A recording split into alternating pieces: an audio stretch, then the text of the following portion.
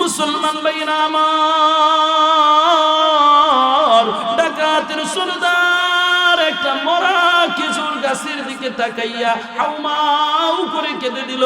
চিৎকার দিয়ে যখন কান্না শুরু করে দিল, তার সঙ্গী সাথীরা এতক্ষণ যারা দূরে ছিল তারা দৌড়ে আসলো। আরে কি হয়েছে, আমার ডাকাতের আমাদের সর্দার কাঁদে কেন? দৌড়ে আসে, এসে দেখে ডাকাতের সর্দার হাউমাউ করে চিৎকার করে কাঁদতেছে। এমন কান্না করতেছে যা জীবনে কোনোদিন তাদের সর্দারকে এভাবে কাঁদতে দেখে নাই। জুড়ে বলেন না সুবহানাল্লাহ। অন্য অন্য সাথীরা তাকে জড়ায় ধরলো, ওগো মহারাজ, ওগো আমাদের সর্দার, আপনি কেন এভাবে কান্না করতেছেন? কান্নার কারণ কি আমাদেরকে একটু বলেন, কেন কাঁদতেছেন? মুসলমান ভাইরা আমার, ডাকাতের সর্দার বলে, ওই যে গাছের আগার দিকে তাকায়া দেখো। সবাই তাকাইলো, তাকায়া দেখে ওই গাছের আগার মধ্যে একটা সাপ দেখা যায়। সুবহানাল্লাহ বলেন। একটা সাপ দেখা যায় ওই গাছের আগার মধ্যে বসা আছে, তার দুইটা চোখ নাই, হা করে উপর দিকে আছে। সাপ তার মনে মনে বলে, আল্লাহ, আমার জন্য খাবারের বাজেট করছো মাওলা, চোখ দেও নাই আল্লাহ, আমি খাবার কেমনে ভাবে পাবো, কোথায় পাবো? মুসলমান ভাইরা আমার, ডাকাতের সর্দার তার সাথীদেরকে তাকায়া বলল, তাকায়া দেখো ওই যে গাছের আগার মধ্যে দেখা যায় একটা সাপ বসা আছে, যার দুইটা চোখ নাই, অন্ধ একটা সাপ। কিছুক্ষণ পরে একটা পাখি কোথা থেকে দেখা যায় রুটি আনে, আইনা ওই সাপের মুখের মধ্যে দেয়, সাপটা খাই। জুড়ে বলেন সুবহানাল্লাহ। মুসলমান ভাইরা আমার, ডাকাতের অন্তরের মধ্যে ভয় চলে আসছে। আল্লাহর ভয় যখন অন্তরের মধ্যে আসলো গো, এবার ডাকাতের সর্দার চিন্তা করতে লাগলো, ও আমার সাথী সঙ্গীরা শুনো, একটা অন্ধ সাপকে যেই আল্লাহ বানাইছে, আমাকেও তো সেই আল্লাহ বানাইছে। জোরে বলেন ঠিক কিনা? আর একটু জোরে বলেন ঠিক কিনা? সাপকে যে আল্লাহ বানাইছে, আমারেও তো সেই আল্লাহ বানাইছে। এই একটা অন্ধ সাপ চলতে পারে না, তার কোনো ব্যবসার কোনো অপশন নাই, ব্যবসা করার মতো কোনো প্রতিষ্ঠান নাই, তার চাকরি বাকরি করার কোনো প্রতিষ্ঠান নাই। এরপরেও একটা অন্ধ সাপকে আল্লাহ তাআলা ভিন্ন প্রজাতির প্রাণীর মাধ্যমে তাকে খাবারের ব্যবস্থা যে আল্লাহ করলো, আমাকে তোমাকে আল্লাহ আশরাফুল মাখলুকাত, সৃষ্টির শ্রেষ্ঠ জীব হিসেবে বানাইছে, সেই আল্লাহ তো আমাকে তোমারও খাবারের ব্যবস্থা সে আল্লাহ করবে। যেহেতু আল্লাহ তোমাকে বানাইছে, আমাকে বানাইছে, আল্লাহ তাআলা আমাদের জন্য রিজিকেরও ব্যবস্থা করছে। কথা জুড়ে বলেন ঠিক কিনা? এজন্য আল্লাহর হাবিব মুহাম্মদুর রাসূলুল্লাহ সাল্লাল্লাহু আলাইহি ওয়াসাল্লাম বলেন, আদ-দুনিয়া খুলিকাত লাকুম ওয়া আনতুম খুলিকতুম লিল আখিরাহ। আল্লাহর হাবিব মুহাম্মদুর রাসূলুল্লাহ সাল্লাল্লাহু আলাইহি ওয়াসাল্লাম বলেন, বান্দারে, এই পৃথিবীর মধ্যে যা কিছু দেখতেছো সব কিছু আল্লাহ তাআলার সমস্ত নিয়ামতে আল্লাহ তোমাদের জন্য বানাইছে, আর তোমাদেরকে আল্লাহর গোলামির জন্য নির্বাচন করছে। জুড়ে বলেন সুবহানাল্লাহ। এজন্য মুসলমান ইমানদার, আমরা আজকে রিজিকের কষ্ট করি, তার একমাত্র কারণ হইল মালিকের কাছে যেভাবে চাওয়ার আমরা চাই না, মালিকের নাফরমানি করি, বিদায় আমাদের কপালের মধ্যে দুর্গতি। কথা জুড়ে বলেন ঠিক কিনা? আমরা যদি মালিককে সঠিকভাবে বুঝতে পারতাম, মালিককে ডাকার মতো ডাকতে পারতাম, অন্তরের মধ্যে যদি মালিকের ভয় থাকতো, যেই হৃদয়ের মধ্যে মালিকের ভয় থাকবে, মালিক কোরআনের মধ্যে ওয়াদা করেছেন, ওয়া মাইয়াত্তাকিল্লাহা ইয়াজআল লাহু মাখরাজা, যেই ব্যক্তি আল্লাহকে ভয় করবে তার সমস্ত বিপদ থেকে বের হওয়ার মুক্তির পথ আল্লাহ বের করে দিবে। জুড়ে বলেন সুবহানাল্লাহ। ওয়া ইয়ারযুহু মিন হাইসু লা ইয়াহতাসিব, আল্লাহ তাআলা তার জন্য এমন দিক থেকে রিজিকের ব্যবস্থা করবে যে সে কোনোদিন কল্পনাও করে নাই। মুসলমান ভাই, যে কথাটা বলতেছিলাম, কুদরিস্তানের ওই ডাকাত তার সঙ্গীদেরকে ওয়াজ করে, আরে আমার সঙ্গী সাথীরা শুনো, যে আল্লাহ আমাদেরকে বানাইলো, যে আল্লাহ আমাকে বানাইলো, এই সাপটাকেও বানাইলো আমার জন্য। আল্লাহ তাআলা রিজিকের অনেক অপশন দিছে। আমি ব্যবসা করে রিজিকের সঞ্চার করতে পারি, আমি দেখা যায় বদলি দিয়েও রিজিকের ব্যবস্থা করতে পারি, খেতি কামার করেও রিজিকের ব্যবস্থা করতে পারি। কিন্তু ওই সাপের জন্য তো কোনো ইন্ডাস্ট্রিজ নাই। নামনগরী এলাকাতে সাপের জন্য ভিন্ন ব্যবসার কোনো ব্যবস্থা আছে?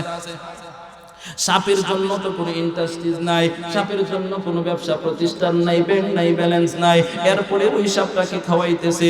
যেই আল্লাহ এই সাপটাকে খাওয়াইতেছে, সেই আল্লাহ আমাদেরও রিজিকের ব্যবস্থা করবে। জোরে বলেন সুবহানাল্লাহ। মুসলমান ভাইরা, আমার অবস্থা এমন হলো, ওই ডাকাতের সরদার তার অন্য সঙ্গী সাথীদেরকে ডেকে বলে, ও আমার সাথী সঙ্গীরা শোনো, আজকের পর থেকে তওবা করলাম, আর জীবনে কোনোদিন ডাকাতি করব না। রিজিকের ব্যবস্থা হইলে হলো, না হইলে না হলো। সাপকে যদি আল্লাহ খাওয়াইতে পারে, সেই আল্লাহকে যদি আমরা ডাকি, অবশ্যই সে আল্লাহ আমাদেরকে খাওয়াবে। মুসলমান ভাইরা, আমার অবস্থা এমন হলো, দেখা যায় তারা সকলে মিলে তওবা করলো আর এবং প্রতিজ্ঞা করলো জীবনে আর ডাকাতি করবে না। আবৃত্তির সাথে সাথে দেখা যায় কাফেরদের অন্তরের মধ্যে একটা ভয়ের সঞ্চার তৈরি হয়ে গেল। জুড়ে বলেন না সুবহানাল্লাহ। সমস্ত কাফেরদের মধ্যে একটা হুলস্থুল পড়ে গেল। কে কোন দিক দিয়ে পালাবে, কে কেমনে ভাবে পলায়ন করবে। কাফেররা দৌড়াদৌড়ি শুরু করে দিল, যুদ্ধের মাঠ থেকে পালায়ন শুরু করলো। এক পর্যায়ে দেখা যায় বিনা যুদ্ধেই কাফেরদের অবস্থা এমন হলো যে সব পালায় গেল। ওই জায়গার মধ্যে মুসলমানরা বিজয় লাভ করলো। হযরতে ওমর তখন সৈনিকদেরকে নিয়ে ইয়ার মুখের প্রান্তরে আসে নাই। হযরতে ওমর যখন পৌঁছলেন, আয়েশা দেখে যে মাঠ ফাঁকা, হযরতে ওমর রাদিয়াল্লাহু তাআলা আনহু জিজ্ঞেস করলেন, আরে খালেদ, তোমার কি প্রাণের মায়া নাই গো? কাফেরদের আঘাতের ভয় কি তোমার নাই? যে তুমি একা শত শত হাজার হাজার সৈন্যের ভিতরে ঢুকে যাও একা একা, তোমার কি প্রাণের মায়া নাই? অন্তরের মধ্যে কি মুহাব্বত নাই? দিলের মধ্যে কি ভয় নাই? হযরতে খালিদ ইবনে ওয়ালিদ রাদিয়াল্লাহু তাআলা আনহু ডেকে বলে, আমিরুল মুমিনিন হযরত ওমর, এর হৃদয়ের মধ্যে ভয় আছে, এর হৃদয়ের মধ্যে দেখা যায় মুহাব্বত আছে। এই হৃদয়ের মধ্যে আমার ভয় আছে, মুহাব্বতও আছে। এই হৃদয়ের মধ্যে কোনো কাফেরের ভয় নাই, এই হৃদয়ের মধ্যে কোনো অপশক্তির ভয় নাই, এই হৃদয়ের মধ্যে কোনো অস্ত্রের ভয় নাই, এই হৃদয়ের মধ্যে দুনিয়ার কোনো জালেমের ভয় নাই। এই অন্তরের মধ্যে ভয় আছে তো আল্লাহর ভয় আছে। জুড়ে বলেন সুবহানাল্লাহ। এই হৃদয়ের মধ্যে ভয় আছে তো আল্লাহর ভয় আছে। এই হৃদয়ের মধ্যে মুহাব্বত আছে, ভালোবাসা আছে। তবে ওই ভালোবাসাটা দুনিয়ার স্ত্রীর ভালোবাসা নয়। এই হৃদয়ের যে ভালোবাসা আছে, ওই ভালোবাসাটা কোনো বিবির ভালোবাসা নয়, সন্তানের ভালোবাসা নয়, মা বাবার ভালোবাসা নয়, সম্পদের ভালোবাসা নয়। ওমর অন্তরের মধ্যে ভালোবাসা আছে তো নবী কামলিওয়ালার ভালোবাসা। অন্তরের মধ্যে মুহাব্বত আছে তো নবীর মুহাব্বতে অন্তরটা পরিপূর্ণ। জুড়ে বলেন না সুবহানাল্লাহ। ওমর, এই দুইটা শক্তি আমার অন্তরের মধ্যে আছে। একটা হইল আল্লাহর ভয়, আর একটা হইল আল্লাহর ভয়, আর একটা হইল আল্লাহর ভয়, আর একটা হইল নবীর মুহাব্বত। এই দুইটা বই অন্তরের মধ্যে থাকার কারণে ওমর, এই দুইটা বই যখন একসাথে কাজ করে, তখন দুনিয়ার কোনো শক্তিকেই, দুনিয়ার কোনো পাওয়ারকে আমার কাছে আর পাওয়ার মনে হয় না। জুড়ে বলেন না সুবহানাল্লাহ। এই জন্য মুসলমান ইমানদার আল্লাহর ভয়, আল্লাহ বলেন ইয়া আইয়ুহাল্লাযীনা আমানুত্তাকুল্লাহ, হে ঈমানদারেরা, তোমরা আমি আল্লাহকে ভয় করো। ভয় করার মতো ভয় করো। কারণ হইল আল্লাহর ভয় যখন মানুষের অন্তরের মধ্যে যখন ঢুকবে ওই মানুষটা প্রকৃতপক্ষে মানুষ হবে। আর আল্লাহর ভয় যখন মানুষের অন্তরের মধ্যে ঢুকবে না, যেই হৃদয়ের মধ্যে আল্লাহর ভয় থাকবে না, যেই হৃদয়ের মধ্যে আল্লাহর ভয়কে জায়গা দিবে না, ওই হৃদয় ওই মানুষটাকে যদি দেখতেও মানুষ দেখা যায়, প্রকৃতপক্ষে সে মানুষ না। কথা জুড়ে বলেন ঠিক কিনা? এই জন্য মুসলমান ইমানদার আল্লাহর ভয় অন্তরের মধ্যে রাখতে হবে। কাজে কাজে আজকে সমাজের মধ্যে যত ধরনের বিশৃঙ্খলা হইতেছে, আজকে সমাজের মধ্যে যদি তাকায়া দেখবেন আজকে মানুষ মিথ্যা বলতেছে, মানুষ দেখা যায় ওজনে কম দিতেছে, দুর্নীতির উচ্চ পর্যায়ে চরম শিখরের মধ্যে দেশের মানুষ চলে গেছে। তার একটা মাত্র কারণ হইল ওই মানুষের ভিতরে আজকে তার অন্তরের মধ্যে আল্লাহর ভয় নেই। কথা জুড়ে বলেন ঠিক না? এজন্য আল্লাহর ভয় যদি মানুষের ভিতরে থাকে, তাহলে পুলিশ কোনদিন, পুলিশের অন্তরের মধ্যে যদি আল্লাহর ভয় থাকে, ওই পুলিশ কি কোনদিন ঘুষ খাইতে পারে? আর কিছু জোরে বলেন, ঘুষ খাইতে পারে? এই পুলিশ কোনদিন ঘুষ খাইতে পারে না। আজকে যদি আপনার অফিসারের অন্তরের মধ্যে আল্লাহর ভয় থাকে, এই অফিসার কোনদিন আপনার ঘুষ খাইতে পারে না। সুদখোরের অন্তরের মধ্যে যদি আল্লাহর ভয় থাকে, মরার পর দিয়া কবরের মধ্যে গেলে ফেরেশতাদের গুতানির ভয় থাকে, হাসরের মাঠে আল্লাহর কাছে জবাবদিহিতার ভয় থাকে, জাহান্নামের ভয় থাকে, তাহলে সে সুদ খাইতে পারে না। কথা জুড়ে বলেন ঠিক কিনা? যেই লোকের অন্তরের মধ্যে আল্লাহর ভয় আছে, ওই লোকের আল্লাহর ভয় যার অন্তরের মধ্যে আছে, সে ওজনে কম দিতে পারে না, সে ডাকাতি করতে পারে না, সে দুর্নীতি করতে পারে না। কথা জুড়ে বলেন ঠিক কিনা? হযরত ওমর রাদিয়াল্লাহু তাআলা আনহুর কাছে একদিন এক ব্যক্তি আসলো বিচার নিয়ে আসছে হযরত ওমর রাদিয়াল্লাহু তাআলা আনহুর কাছে। আয়েশা বাড়িতে ডাক দিল যে হযরত ওমর আমিরুল মুমিনিন বাড়িতে আসেননি? সুবহানাল্লাহ বলে। হযরত ওমর তখন অর্ধ পৃথিবীর বাদশা। সুবহানাল্লাহ বাড়ি যায় কইেন। হযরত ওমর রাদিয়াল্লাহু তাআলা আনহু তখন এই আমাদের বাংলাদেশটার মতো 56টা দেশ 51 করলে যত বড় হবে, এর চাইতে আরো দ্বিগুণ সাম্রাজ্যের বাদশা তখন হযরত ওমর। আর একটু আস্তে কোন সুবহানাল্লাহ, ফেরেশতারা হুনেলে জোরে বলেন না সুবহানাল্লাহ। মোল্লাগণ উন্নতি হোক এটা আপনারা চান না? হুজুররা ক্ষমতার মধ্যে যাও এটা আপনারা চান? আপনাদের সুবহানাল্লাহ তো বোঝা যায় না। কারণ হুজুররা ক্ষমতার মধ্যে গেলে তো দেশের মধ্যে দুর্নীতি কমবো। কথা জোরে বলেন ঠিক কিনা? হুজুররা ক্ষমতাতে গেলে দেশের মধ্যে চাল চুরি কমবো। এই হুজুররা যদি ক্ষমতার মধ্যে যায়, তাহলে দেশের মধ্যে দেশের সম্পদ আর সুইস ব্যাংকের মধ্যে গিয়ে জমা হবে না। কথা জোরে বলেন ঠিক কিনা? তো এই জন্য আমরা তো চাই না। দেখবেন দাড়ি নাই, মুছ নাই, আসা একজন দাঁড়াইছে, বুড়ের অভাব নাই। আর আমাদের এক ধরনের শাইখুল হাদিস হুজুরে যদি দাঁড় করায় দিই, তো উল্টা গিয়ে কইব হুজুরে অনেক শেষ বয়সের মধ্যে উনি গম চুরির মধ্যে নামছে গেল। হযরতে সাহাবায়ে কেরাম রাষ্ট্র পরিচালনা করে নাই? তো জুড়ে বলে কো হুজুরে এই জায়গাটার মধ্যে আপনাদের আওয়ার দরকারটা কি? আরে আমরা না হওয়াতেই তো আজকে এই অবস্থা। কথা জুড়ে বলেন ঠিক কিনা? আজকে আমরা না হওয়াতেই এই অবস্থা আমাদের। এই যে গত 15টা বছর হাই রে অবস্থা, হুজুরদের মুখ থেকে মাইক টেনে নিয়ে গেছে। ক্ষমতা কারো জন্য চিরস্থায়ী ভাবে থাকে না। কথা জুড়ে বলেন ঠিক কিনা? সবচেয়ে বড় হইল যখন কোরআনের উপর আঘাত আসবে। আল্লাহ তাআলা কোরআনে কারীমের মধ্যে বলেন যে এই উপদেশ গ্রন্থ আমি আল্লাহ নাজিল করেছি, এটার হেফাজত আমি আল্লাহ করব। সুবহানাল্লাহ বলে। কোরআন নাজিল করেছে আল্লাহ, তার হেফাজতের দায়িত্ব কার কাছে? আল্লাহর কাছে। কাজে কাজে কোরআন ওয়ালাদেরকে হেফাজত করবে কে? আল্লাহ। এজন্য তাকায় দেখেন একটা বিষয় স্পষ্ট পরিষ্কার হয়ে গেছে, কোরআন এবং কোরআনের বিরুদ্ধে ইতিপূর্বে যারা লেগেছে কেউ দুনিয়াতে টিকে থাকতে পারে না। এই কথা জুড়ে বলেন ঠিক কিনা? ভবিষ্যতেও যারা কোরআন এবং কোরআনওয়ালাদের বিরুদ্ধে মাঠে নামবে, কোরআনওয়ালাদেরকে নিস্তেনাবুদ করে দেওয়ার জন্য পাইতারা করবে, ইসলামকে জমিন থেকে মুছে দেওয়ার চিন্তা ধারণা যারা করবে তাদের লেখে রাখেন তারা দুনিয়া থেকে মুছে যাবে, কোরআন মুছবে না। কথা জুড়ে বলেন ঠিক কি না? কোরআনওয়ালারা ঠিকই থাকবে, ওরা থাকবে না। কথা জুড়ে বলেন ঠিক কি না? মুসলমান ভাইরা আমার, 200 বছর পর্যন্ত ইংরেজ আমাদের উপমহাদেশ শাসন করেছিল। মুসলমানদের উপরে এমন কোন নির্যাতন নিপীড়ন ছিল না যেটা করে নাই। দিল্লির চাটনির চর থেকে খাইবার পর্যন্ত এমন একটা গাছ ছিল না যেই গাছের মধ্যে কোনো না কোনো আলেমের লাশ ঝুলন্ত ছিল না। জুড়ে বলেন সুবহানাল্লাহ।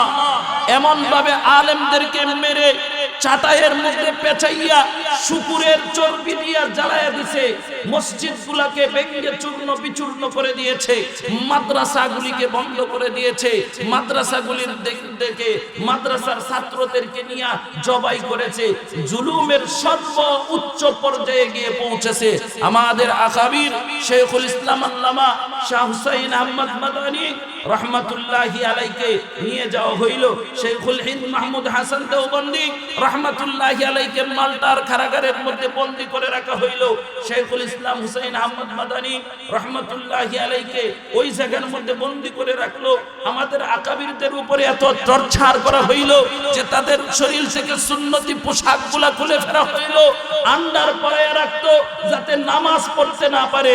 শেখুল ইসলাম হুসাইন আহমদ মাদানী রহমাতুল্লাহি আলাইহির এক পর্যায়ে ওনার দাড়ি কাটার জন্য চেষ্টা করলো, কাট কেটে ফেলবে। কেসি যখন ধরছে, শেখুল ইসলাম বলেছিল, এই ইংরেজের বাচ্চা শুন, আমার দাড়ি কাটিস না, পারস্তে আমার কলিজাটা খেটে ফেল। জুড়ে বলেন সুবহানাল্লাহ। এত নির্যাতন নিপীড়ন করেছে। আমি আপনাদের কাছে বলতে চাই, এখনো কি ইংরেজ আমাদের এই দেশের মধ্যে আছে? ইংরেজ আছে না গেছে? ইংরেজ গেছে। মুসলমানরা যখন ঐক্যবদ্ধ হয়ে নারায়ে তাকবীর আল্লাহু আকবারের ধ্বনি দিয়েছে, ওই ইংরেজরা 7 সমুদ্র 13 নদী পার হয়ে তারা ওই জায়গার মধ্যে বায়ু ছাড়তে ছাড়তে এই উপমহাদেশ থেকে ঝাড়ু পিটা করে তাদেরকে বিদায় করে দেওয়া হয়েছে। কথা জুড়ে বলেন ঠিক কি না? বদরের যুদ্ধের মধ্যে আল্লাহর হাবিব সাল্লাল্লাহু আলাইহি ওয়াসাল্লাম 313 জন সাহাবী নিয়ে বদরের প্রান্তরের মধ্যে গেছে। অপর দিক দিয়ে কাফেররা প্রায় 1000, তারা অস্ত্রে শস্ত্রে সুসজ্জিত, তারা নিরস্ত্র। ঠিক সেই সময় এক সাহাবী এসে বলে, ইয়া রাসূলুল্লাহ, ইয়া হাবিবাল্লাহ, ওগো নবীজি, যুদ্ধ করতে এসেছি। ওগো পয়গম্বর, আমাদের তো অস্ত্র নাই গো। ওগো নবীজি, আমাকে একটা অস্ত্র দেন। আল্লাহর হাবিব মুহাম্মদুর রাসূলুল্লাহ সাল্লাল্লাহু আলাইহি ওয়াসাল্লাম সাহাবীকে ডাক দিয়ে বলে, সাহাবী রে, অস্ত্র কোথা থেকে দিব? নবীজি আশপাশে তাকাইলেন, অস্ত্র তালাশ করলেন, কিন্তু অস্ত্র নাই। এক পর্যায়ে আল্লাহর হাবিব মুহাম্মদুর রাসূলুল্লাহ সাল্লাল্লাহু আলাইহি ওয়াসাল্লাম পাশ থেকে একটা খেজুর গাছের ডাল আনলেন। খেজুর গাছের ডাল এনে ভেঙে 2 টুকরো করে 2 সাহাবীর হাতে দিয়া বললেন, যাও যুদ্ধ করো। জুড়ে বলেন সুবহানাল্লাহ। আল বিদায়া ওয়ান নিহায়ার মধ্যে লেখেন, সাহাবীরা যখন গেছে কাফেরদের মোকাবেলায় কি অস্ত্র নিয়ে গেছে? আরেকটু জুড়ে বলেন, অস্ত্র নিয়ে গেছে? না না, একটা শুধুমাত্র খেজুর গাছের ডাল নিয়ে গেছে। সাহাবী বিসমিল্লাহি আল্লাহু আকবার বলে ওই খেজুর গাছের ডাল দিয়া কাফেরের উপর আঘাত করে সাথে সাথে তরবারির মতো কেটে 2 টুকরো হয়ে যায়। জুড়ে বলেন সুবহানাল্লাহ। মুসলমান ভাইরা আমার, এই জন্য মুসলমান অস্ত্রের কাছে মাথা নত করতে পারে না। কত জোরে বলেন ঠিক কি না? মুসলমান কখনো কোনো পরাশক্তির কাছে মাথা নত করতে পারে না। কত জোরে বলেন ঠিক কি না? মুসলমান দুনিয়ার কোনো তাগুতের সামনে মাথা নত করতে পারে না। মুসলমান যদি মাথা নত করার কাছে মাথা নত করবে, ভিন্ন দুনিয়ার কোনো তাগুতের কাছে মুসলমান মাথা নত করতে পারে না। কত জোরে বলেন ঠিক কি না? মুসলমান ভাইরা আমার, আফগানিস্তানের কথা বলতেছিলাম, কোরআনের কথা বলতেছিলাম। এই কোরআনের বিরুদ্ধে যারাই যাবে তারাই ধ্বংস হবে। কথা জোরে বলেন ঠিক কি না? গত 17 বছর তো ক্ষমতা পাকাপোক্ত করতে কম করেন নাই তিনি। আপনারা তো এই বাতাস পান নাই, প্রতিটা শুক্রবার দিন জুমার নামাজ পড়াইছি, নামাজ সময় তাকায় দেখে যে গোয়েন্দা সামনে বসা, আগে ভাগেই ফোন দিয়া উপজেলা থেকে বলা হয়েছে হুজুর উল্টাপাল্টা কোনো কিছু কোয়া যাবে না, শুধু 7 আসমানের উপরের আর 7 যত জমিনের নিচের ওয়াজ করবেন, মাঝখানেও নামবেন না, নামলে সমস্যা হইব। আছে না নাই? কালি কি নেতাগর সমস্যা না আমগরও সমস্যা? আরেকটু জোরে বলেন, আমগরও সমস্যা। আজকে দেখা যায় হুজুর ওয়াজের ফজিলতের, নামাজের ফজিলতের ওয়াজ করেন, এখন হুজুর নামাজের ফজিলতের ওয়াজ করলো। এরা আমার যে ব্যক্তি 5 ওয়াক্ত নামাজ পড়বে গো, আল্লাহ তাআলা তার সমস্ত গুনাহ মাফ করে দেব। শিক্ষক দিয়া কই সুবহানাল্লাহ, তো শিক্ষক দিয়া কই সুবহানাল্লাহ। কিন্তু ফজরের নামাজ না পড়লে আল্লাহ রাসূল সাল্লাল্লাহু আলাইহি ওয়াসাল্লাম বলেন, যেই ব্যক্তি ফজরের নামাজ না পড়বে তার উপর থেকে আল্লাহর জিম্মাদারি উঠায়া নেই। জোরে বলেন না নাউজুবিল্লাহ। এই ওয়াজের সময় আর ভালো লাগে না, এই ওয়াজটা কি লাগে না, ভালো লাগে না। এই জন্য মুসলমান ভাইরা আমার, ফজিলতের ওয়াজে আমরা সবাই আগ্রহী, কিন্তু মানতে যখন দেখা যায় মাঝখানের ওয়াজ করা হয় যে সুদ খাওয়া কবিরা গুনাহ, সুদ খাইলে যে ব্যক্তি সুদের কারবার করবে, সুদের ব্যবসা করবে, তার কম আজ কম 70টা গুনাহ হবে। কয়টা গুনাহ? আরেকটু জোরে বলেন, কয়টা গুনাহ? যেই ব্যক্তি সুদ খাবে, সুদে টাকা লাগাবে অথবা সুদে টাকা আনবে, কম আজ কম 70টা গুনাহ হবে। তার মধ্যে সবচেয়ে নিম্নমানের যে গুনাহ, এই গুনাহটা হইল আপন মায়ের সাথে জিনা করলে যেই গুনাহ হবে, সুদপুরের 70টার মধ্যে একটা গুনাহ। জুড়ে বলেন না নাউজুবিল্লাহ। এই জন্য মুসলমান ইমানদার এই কথাগুলো ভালো লাগে না। নামাজ না পড়লে আল্লাহ রাসূল সাল্লাল্লাহু আলাইহি ওয়াসাল্লাম বলেন, নামাজ মুমিন এবং কাফেরের মধ্যে পার্থক্য হইল নামাজ। মুমিন নামাজ আদায় করে, কাফের নামাজ আদায় করে না। যাকাতের কথা যদি বলতে যান তো কল হুজুররা আর কি করবে, আমাদের কাছ থেকে কেমনে ভাবে টাকা পয়সা নিবি, এই ধান্দা, এই ধান্দাতেই হুজুররা আছে। এই জন্য মাঝখানের কথা বললে সবারই সমস্যা। ও মুসলমান ইমানদার, যেই কথা বলতেছিলাম, গত 15টা বছর আমাদের উপর জুলুম নির্যাতন নিপীড়ন হইতে কম হয় নাই। কোরআনওয়ালাদের উপর জুলুম নির্যাতন নিপীড়ন হইতে কম হয় নাই, কিন্তু এখনো কি তারা আছে? আরেকটু জোরে বলেন, আছে। গত 2টা বছর দেখেন আল্লাহর গজব কারে হয়। এটা আল্লাহর গজব, এটা পতন না, এটা আল্লাহর গজব। প্রায় 300-র মতো সংসদ সদস্য, ঠিক না বে ঠিক? 300-র মতো সংসদ সদস্য ছিল, 60টার উপরে মন্ত্রণালয় ছিল, 300-র উপরে দেখা যায় আপনার 60টার উপরে মন্ত্রণালয়, উপজেলা চেয়ারম্যান, চেয়ারম্যান, মেম্বার, এমনকি গড়ের কুড়িটাও পর্যন্ত দলীয় নেতা। আজকে 2 বছর হয়ে যায়, তাদেরকে হারিকেল দিয়েও তালাশ করে পাওয়া যায় না। কথা জুড়ে বলেন ঠিক না? এই জন্য মুসলমান ইমানদার, এ থেকে আমাদেরকে শিক্ষা নেওয়া দরকার। কথা জুড়ে বলেন ঠিক না? কোরআনের বিরুদ্ধে যারা লাগবে, কোরআনওয়ালাদের বিরুদ্ধে যারা লাগবে, কোরআনের বিরুদ্ধে যারা যাবে, তারা কোরআনের বিরুদ্ধে গিয়া নিজেরা টিকে থাকতে পারবে না, কোরআনওয়ালারা ঠিকই টিকে থাকবে। কথা জুড়ে বলেন ঠিক না? এই জন্য যেই কথাটা বলতেছিলাম, ও মুসলমান ইমানদার, কোরআনওয়ালাদের অন্তরের মধ্যে ভয় কার? আরো জোরে বলেন। কোরআনওয়ালাদের অন্তরের মধ্যে ভয় হইল আল্লাহর। কথা জোরে বলেন ঠিক না? কোরআনওয়ালাদের অন্তরের মধ্যে ভয় হইল আল্লাহর।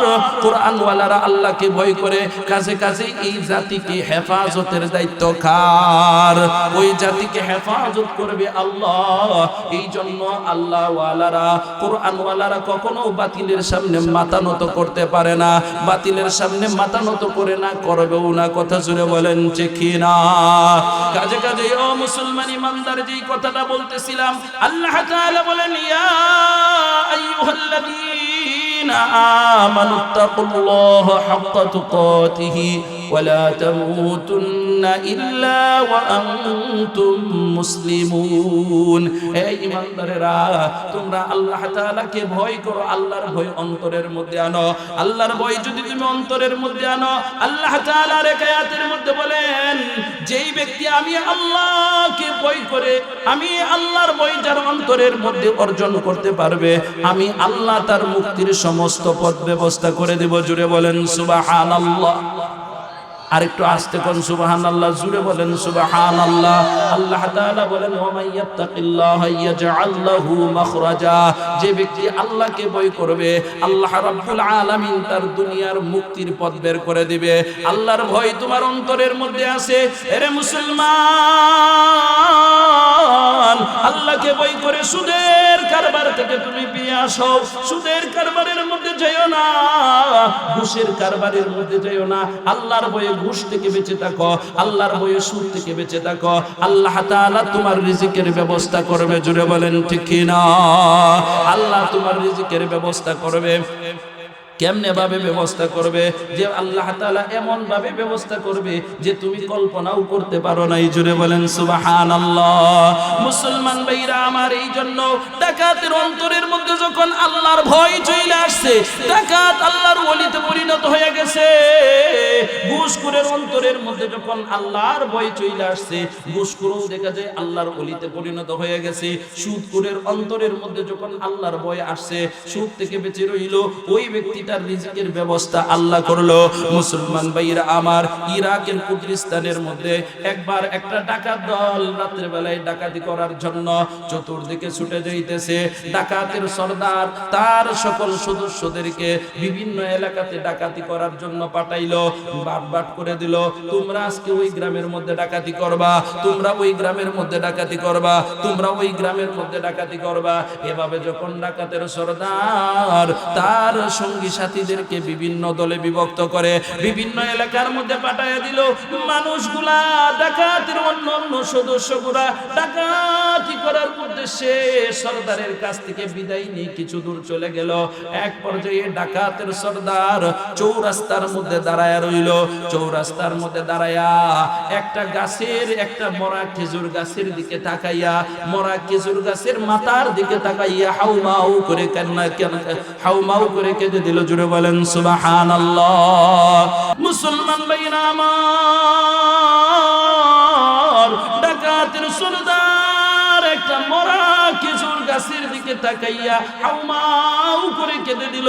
চিৎকার দিয়ে যখন কান্না শুরু করে দিল, তার সঙ্গী সাথীরা এতক্ষণ যারা দূরে ছিল তারা দৌড়ায় আসলো। আরে কি হয়েছে? আমার ডাকাতের, আমাদের সর্দার কাঁদে কেন? দৌড়ায় আসে, এসে দেখে ডাকাতের সর্দার হাউমাউ করে চিৎকার করে কাঁদতেছে। এমন কান্না করতেছে যা জীবনে কোনোদিন তাদের সর্দারকে এভাবে কাঁদতে দেখে নাই। জুড়ে বলেন না সুবহানাল্লাহ। অন্য অন্য সাথীরা তাকে জড়ায় ধরলো, ওগো মহারাজ, ওগো আমাদের সর্দার, আপনি কেন এভাবে কান্না করতেছেন? কান্নার কারণ কি? আমাদেরকে একটু বলেন, কেন কাঁদতেছেন? মুসলমান ভাইরা আমার, ডাকাতের সর্দার বলে, ওই যে গাছের আগার দিকে তাকায়া দেখো। সবাই তাকাইলো, তাকায়া দেখে ওই গাছের আগার মধ্যে একটা সাপ দেখা যায়। সুবহানাল্লাহ বলেন। একটা সাপ দেখা যায়, ওই গাছের আগার মধ্যে বসা আছে, তার দুইটা চোখ নাই, হা করে উপর দিকে আছে। সাপ তার মনে মনে বলে, আল্লাহ, আমার জন্য খাবারের বাজেট করছো মাওলা, চোখ দেও নাই আল্লাহ, আমি খাবার কেমনে ভাবে পাবো, কোথায় পাবো? মুসলমান ভাইরা আমার, ডাকাতের সর্দার তার সাথীদেরকে তাকায়া বলল, তাকায়া দেখো, ওই যে গাছের আগার মধ্যে দেখা যায় একটা সাপ বসা আছে, যার দুইটা চোখ নাই, অন্ধ একটা সাপ। কিছুক্ষণ পরে একটা পাখি কোথা থেকে দেখা যায় রুটি আনে, আইনা ওই সাপের মুখের মধ্যে দেয়, সাপটা খাই। জুড়ে বলেন সুবহানাল্লাহ। মুসলমান ভাইরা আমার, ডাকাতের অন্তরের মধ্যে ভয় চলে আসছে। আল্লাহর ভয় যখন অন্তরের মধ্যে আসলো গো, এবার ডাকাতের সর্দার চিন্তা করতে লাগলো, ও আমার সাথী সঙ্গীরা শুনো, একটা অন্ধ সাপকে যেই আল্লাহ বানাইছে, আমাকেও তো সেই আল্লাহ বানাইছে। জোরে বলেন ঠিক কিনা? আর একটু জোরে বলেন ঠিক কিনা? সাপকে যে আল্লাহ বানাইছে, আমারেও তো সেই আল্লাহ বানাইছে।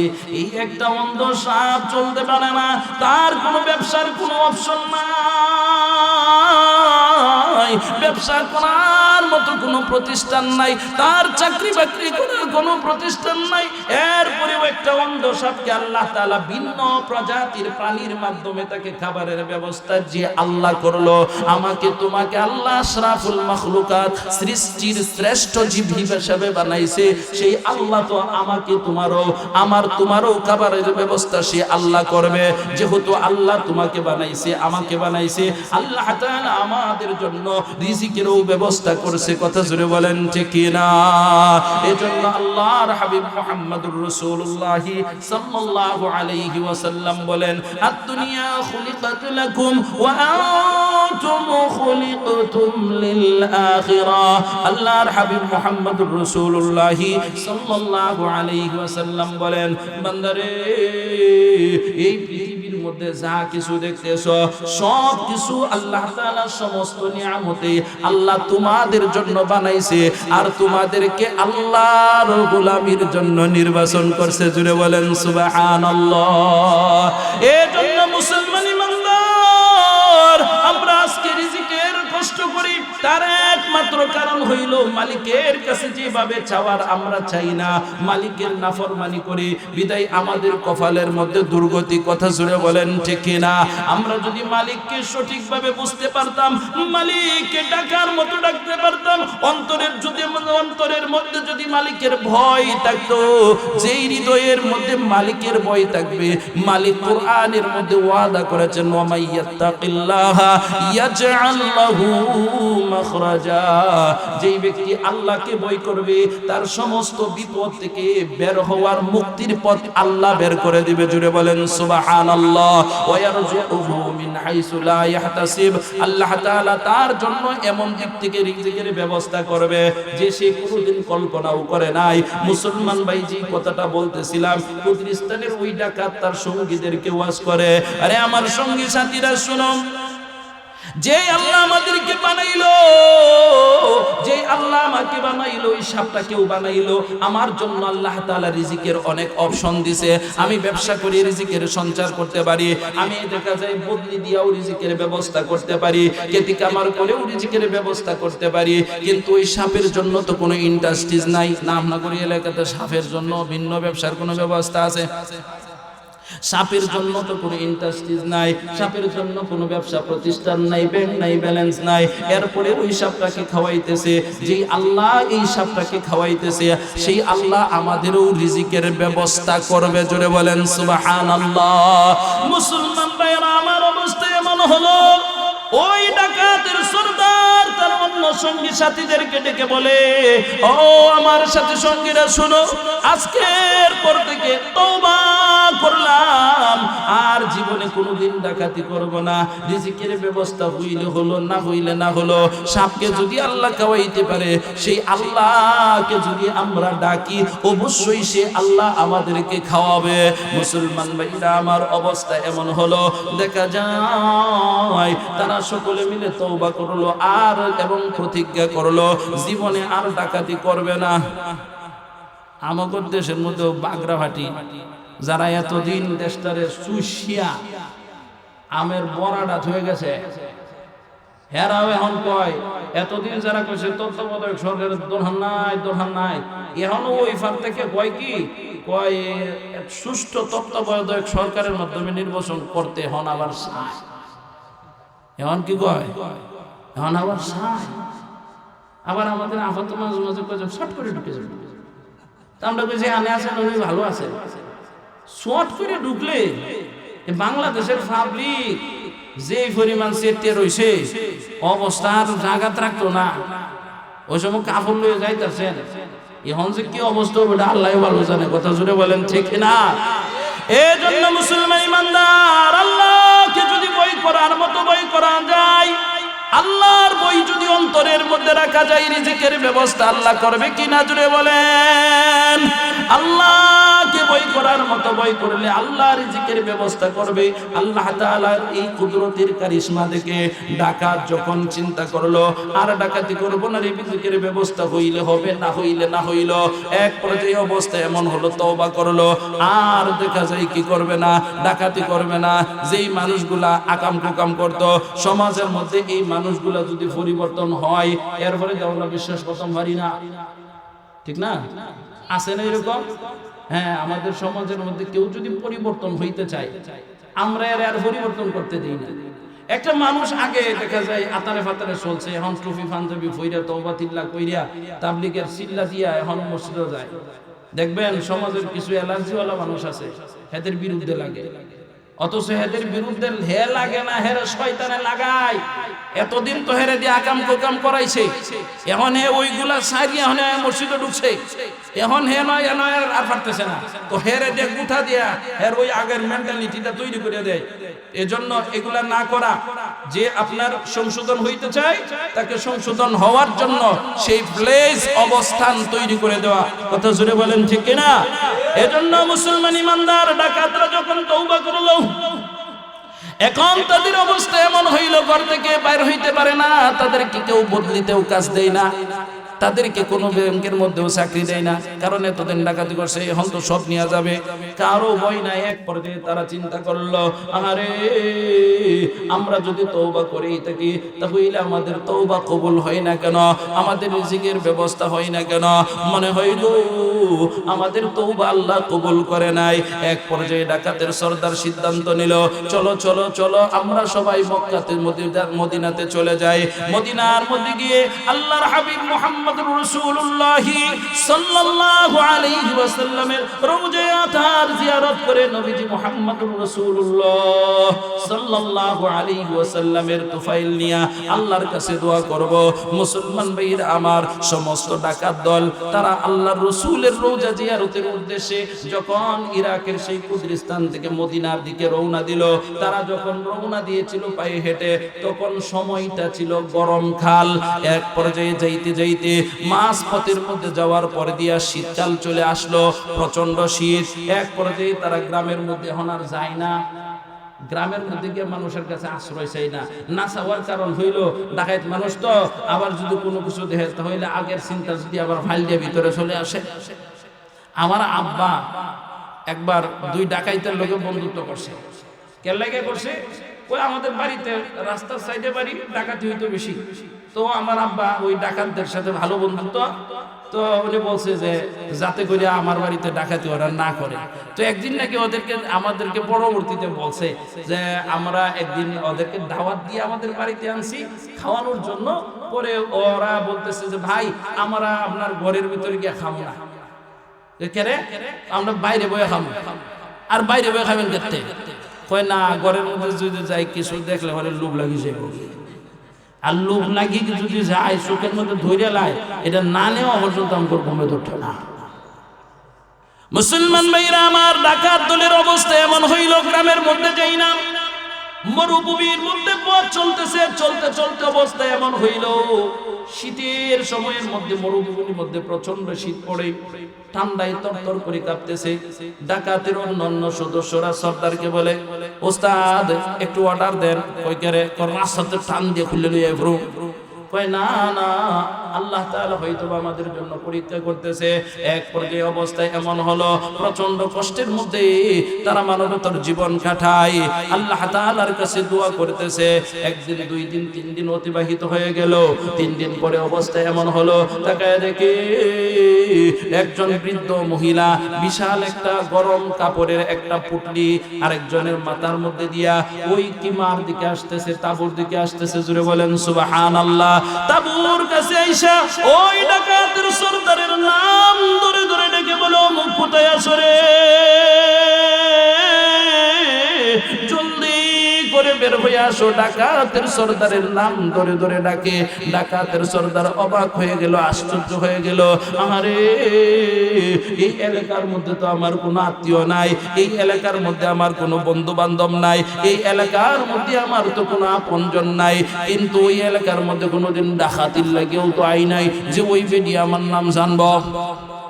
আমি আপনাদের এই এলাকাতে ওয়াজ করতে আইছি, নাম পোস্টারের মধ্যে দিয়েছে, ভবিষ্যতে যদি পোস্টার দেন তাহলে কইতে পারবেন অমুক হুজুর আমার এলাকাতে আইছিল। কথা জুড়ে বলেন ঠিক কিনা? আমি যদি না আসে নাম জানলেন কেমনে ভাবে? ডাকাতের সর্দার অবাক হয়ে গেল, আশ্চর্য হয়ে গেল। ডাকাতের সর্দার ডেকে বলে, মাগো আপনি কোথা থেকে এসেছেন গো মা? ও মা, আমি আমি তো আপনাদের এলাকাতে ইতিপূর্বে কোনোদিন আসি নাই, এই এলাকার মধ্যে কখনো আসি নাই। মাগো আপনি কেমনে ভাবে আমার নাম জানলেন, আর আপনি কেনই বা আমাদের জন্য এই কাপড়গুলা নিয়ে আসলেন? এবার বৃদ্ধ মহিলা ডেকে বলে, বাবা রে, আমার কাছে কিছু অতিরিক্ত কাপড় ছিল, মনের মধ্যে কোনো টেনশন ছিল, ওই কাপড়গুলো আমি কাকে দিব, কাকে দিলে উপকার হবে, ওইটা নিয়ে যখন আমি টেনশন করতেছিলাম, গত রাত্রে স্বপ্নে দেখি, আমার স্বপ্নের মধ্যে আকায়ে নামদার তাজদারে মদিনা জনাবে রাসূলুল্লাহ আমার ছোট্ট কুটিরে আগমন করছে। জুড়ে বলেন না সুবহানাল্লাহ, আর একটু জুড়ে বলেন না সুবহানাল্লাহ। নবীজি আলাইহিস সালাতু ওয়াস সালামকে স্বপ্নে দেখলেন আল্লাহর হাবিব মুহাম্মদুর রাসূলুল্লাহ সাল্লাল্লাহু আলাইহি ওয়াসাল্লাম আমাকে স্বপ্নের মধ্যে ভয় দিয়ে বলতেছে, মহিলা রে, তোমার কাছে কিছু শীতের কাপড় আছে, ওইগুলা নিয়ে তুমি টেনশনের মধ্যে পড়ছো, এগুলা কাকে দিবে, কাকে দিলে সওয়াব হবে, এগুলা যদি তাকে দিতেই চাও, আর যদি আল্লাহর জান্নাতের মেহমান হইতে চাও, তাহলে আমার কিছু বন্ধু, আল্লাহর কিছু মেহমান, ওই যে মরুভূমির মধ্যে মানবতার কষ্ট করতেছে, শীতের কাপড়ের জন্য যাও গো, তাদেরকেই এই কাপড়গুলা দিয়ে আসো। জুড়ে বলেন সুবহানাল্লাহ। এইবার ডাকাতের সরদার কান্না শুরু করে দিল, হাউ হাউ করে কাঁদে আর বলে, আল্লাহ নিশ্চয়ই তুমি রহমানুর রহিমিন, নিশ্চয়ই তুমি গফুরুর রহিম, আল্লাহ তোমার দয়ার শেষ নাই। এজন্য মুসলমান ইমানদার বলতেছিলাম, আল্লাহর ভয় যখন ডাকাতের অন্তরের মধ্যে আসছে, ডাকাত আল্লাহওয়ালা হয়ে গেছে। কথা জুড়ে বলেন ঠিক কি না? সুদখোরের অন্তরের মধ্যে যখন আল্লাহর ভয় আসছে, সুদখোর আল্লাহওয়ালা হয়ে গেছে। জিনাকুরের অন্তরের মধ্যে যখন আল্লাহর ভয় আসছে, জিনাকুরের অন্তরের মধ্যে যখন আল্লাহর ভয় আসছে, জিনাকুর আল্লাহর ওলিতে পরিণত হয়ে গেছে। ঘুষখোরের অন্তরের মধ্যে আল্লাহর ভয় আসলে ঘুষখোর আল্লাহর ওলিতে পরিণত হয়। তদ্রূপ ভাবে যত বড় জালেমই হোক, তার অন্তরের মধ্যে যদি আল্লাহর ভয় নামক কুওয়াত, আল্লাহর ভয় নামক শক্তি, আল্লাহর ভয় নামক পাওয়ার যদি সে অর্জন করতে পারে, সে আল্লাহর ওলিতে পরিণত হবে। জুড়ে বলেন সুবহানাল্লাহ। এজন্য আল্লাহ তাআলা বলেন, ইয়া আইয়ুহাল্লাযীনা আমানুত্তাকুল্লাহা হাক্কা তুকাতিহ, এই ঈমানদারেরা, তোমরা আমি আল্লাহকে ভয় করার মতো ভয় করো, আমি আল্লাহকে যেভাবে ভয় করার এমনি ভাবে ভয় করো। ওয়ালা তামুতুন্না ইল্লা ওয়া আনতুম মুসলিমুন, আর তোমরা মুসলমান না হয়ে মৃত্যুবরণ করো না। কারণ হইল, ও মুসলমান ঈমানদার, কবরের মধ্যে যদি মুসলমান না হইয়া মরি, তাহলে কবরের মধ্যে শান্তি হবে না শাস্তি হবে? আর একটু জোরে বলেন, শান্তি হবে না শাস্তি হবে? মুসলমান ভাইরা আমার, কেমন শাস্তি হবে? আল্লাহু আকবার, আল্লাহু আকবার। হযরত উসমান ইবনে আফফান রাদিয়াল্লাহু তাআলা আনহুর নাম আপনারা শুনেছেন। হযরত উসমান ইবনে আফফান রাদিয়াল্লাহু তাআলা আনহু আল্লাহর হাবিব মুহাম্মদুর রাসূলুল্লাহ সাল্লাল্লাহু আলাইহি ওয়াসাল্লামের দুই মেয়ের জামাতা। জোরে বলেন না সুবহানাল্লাহ। আর একটু আস্তে কোন সুবহানাল্লাহ, জোরে বলেন সুবহানাল্লাহ। নবীজির দুইটা কন্যাকে যিনি বিবাহ করলেন, যার নামের উপাধি হলো গনি, মানে ধনী। মক্কার মধ্যে সবচেয়ে ধনাঢ্য ব্যক্তির অন্যতম ছিলেন হযরত উসমান। বড় একজন শিল্পপতি ছিলেন, যে হযরত উসমান ইবনে আফফান রাদিয়াল্লাহু তাআলা আনহুকে আল্লাহর হাবিব নিজে স্বীকৃতি দিয়েছেন, উসমান জান্নাতি। জুড়ে বলেন না সুবহানাল্লাহ। উসমান জান্নাতে যাবে, নবীজি স্বীকৃতি দিয়েছেন উসমান জান্নাতি। অথচ সেই হযরত উসমান ইবনে আফফান রাদিয়াল্লাহু তাআলা আনহু, যার ব্যাপারে আল্লাহর রাসূল জান্নাতের স্বীকৃতি দিয়েছিলেন, আশারে মুবাশশারা 10 জন সাহাবী, যাদের ব্যাপারে আল্লাহর রাসূল দুনিয়াতে জান্নাতের স্বীকৃতি দিয়েছেন, ওই 10 জনের মধ্যে একজন হলেন হযরত উসমান ইবনে আফফান রাদিয়াল্লাহু রাদিয়াল্লাহু তাআলা আনহু যখন কোন কবরের পাশে দাঁড়াইতেন, কবরের সামনে দিয়ে হাঁটতেন, হযরত উসমান এত বেশি কান্না করতেন কবর দেখে, এত বেশি কাঁদতেন যে কান্নার কারণে চোখে দিয়ে পানি পড়ে গাল বেয়ে দাড়ি বেয়ে জমিনের মধ্যে পড়তো। জুড়ে বলেন না সুবহানাল্লাহ। মুসলমান ভাইরা আমার, নবীজি যাকে জিন্নুরাইন, দুই নূরের অধিকারী বলে উপাধি দিয়েছে, নবীজি যাকে জান্নাতের সার্টিফিকেট দিয়েছেন, সেই সাহাবী কবর দেখে কাঁদে। হযরত উসমানকে জিজ্ঞেস করা হলো, ও নবীজির সাহাবী, আল্লাহর রাসূল যখন জান্নাত জাহান্নামের আলোচনা করতেন তখন তো আপনি এত বেশি কান্না করতেন না, কবর দেখে এত কাঁদেন কেন? জুড়ে বলেন না সুবহানাল্লাহ। নবীর সাহাবী গো, কবর দেখে এত কাঁদেন কারণ কে? হযরত উসমান ইবনে আফফান রাদিয়াল্লাহু তাআলা আনহু বলে, ও নবীজির সাহাবীরা শোনো, আল্লাহর হাবিব মুহাম্মদুর রাসূলুল্লাহ সাল্লাল্লাহু আলাইহি ওয়াসাল্লাম বলেছেন, পরকালের গাঠির মধ্যে একটা গাঠি, প্রথম গাঠি তার নাম হইল কবর। পরকালের দরজাগুলোর মধ্যে প্রথম দরজা তার নাম হইল কবর। আল্লাহর নবীজি বলেছেন, যেই ব্যক্তি কবরের সলজব থেকে, কবরের আযাব থেকে রেহাই পাবে, আল্লাহ তাআলা বাকি গাঠিগুলা তার জন্য আসান করে দিবে। জুড়ে বলেন সুবহানাল্লাহ। প্রকান্তরে মুসলমান ভাইরা আমার, নবীজি বলেন, যেই ব্যক্তি কবরের ওই গাঠির মধ্যে আটকা পড়ে যাবে, ওরে মুসলমান, কবরের মধ্যে আল্লাহ বলেছেন, ওয়ালা তামুতুন্না ইল্লা ওয়া আনতুম মুসলিমুন, তোমরা প্রকৃত পরিপূর্ণ মুসলমান না হইয়া মৃত্যুবরণ করিও না, কবরে এসো না, আসলে অবস্থা ভয়াবহ হবে। কারণ হইল, নবীজি বলেন, কবর হইল পরকালের গাঠির মধ্যে প্রথম গাঠি। ওই গাঠির মধ্যে যদি তুমি নাজাত পাইতে পারো, আল্লাহ বাকি গাঠিগুলা তোমার জন্য আসান করে দিবে। জুড়ে বলেন সুবহানাল্লাহ। প্রকান্তরে যদি কবরের গাঠির মধ্যে ধরা খাও, কবরের পরবর্তী গাঠি, কবরের গাঠির মধ্যে যদি তুমি ধরা খাও গো, পরবর্তী গাঠিগুলা তোমার মিজান আরো কঠিন হবে, ফুলসিরাত আরো ভয়াবহ হবে, হাসরের মাঠে জবাবদিহিতা আরো কঠিন হবে। কাছে কাছে কবর দেখে হযরত উসমান ভয় করে। হযরত উসমান বলে, আমার ভয় হয় ওই কবরের মধ্যে আমি ওই কবর থেকে বাঁচতে পারি কিনা। কারণ আল্লাহর হাবিব মুহাম্মদুর রাসূলুল্লাহ সাল্লাল্লাহু আলাইহি ওয়াসাল্লাম বলেন, আল কবরু রাউযাতুম মিন রিয়াদিল জান্নাহ আও হুফরাতুম মিন হুফারিন নার। আল্লাহর রাসূল বলেন, কবরটা কারো জন্য জান্নাতের বাগান হবে, আবার কারো জন্য জাহান্নামের গর্ত হবে।